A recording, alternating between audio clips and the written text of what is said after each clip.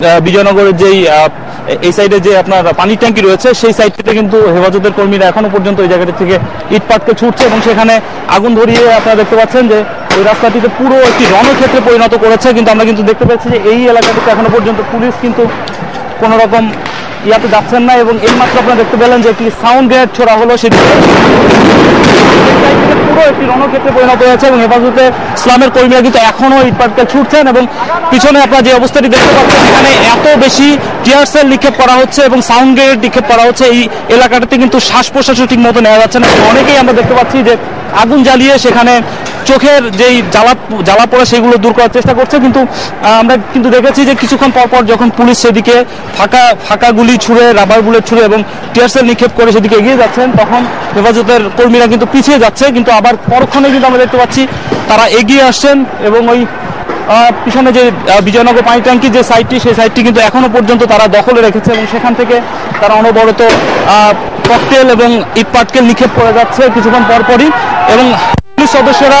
এইমাত্র আপনারা দেখতে পাচ্ছেন আমার পেছনে পুলিশ সদস্যরা যাচ্ছে সেদিকে আক্রমণ যাচ্ছে, কিন্তু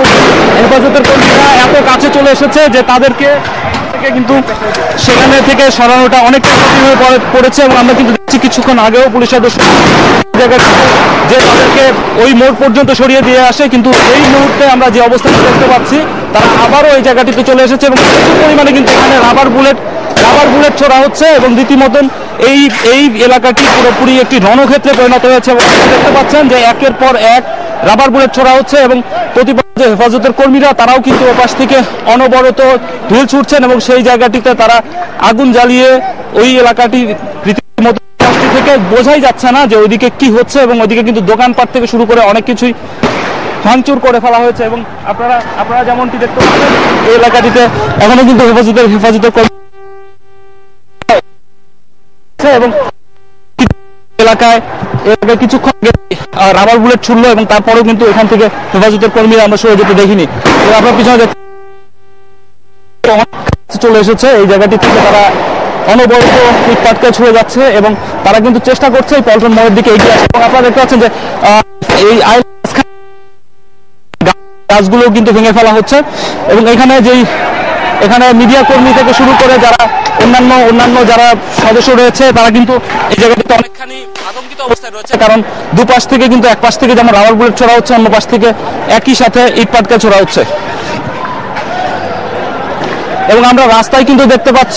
দেখতে পাচ্ছি প্রচুর পরিমাণে ইট এবং এখানে রাবার বুলেটের খোসা ছড়িয়ে ছিটিয়ে রয়েছে। এবং এইমাত্র দর্শক আপনারা দেখতে পাচ্ছেন এই জায়গাটিতে এখনো পর্যন্ত কিন্তু পুলিশ সদস্যরা এখানে এগিয়ে যাচ্ছে এবং এইমাত্র কিন্তু ককটেল ছুড়েছে সেখান থেকে আমরা দেখতে পাচ্ছি এবং সেখানে রাবার বুলেট। দর্শক এখানে এই অবস্থা, এইদিকে কিন্তু পল্টন এলাকাতেও কিন্তু একই রকম রণক্ষেত্রের অবস্থা রয়েছে এবং সেখানে রয়েছেন আমাদের রিপোর্টার মুনির। আমরা মুনিরের কাছে চলে যাচ্ছি।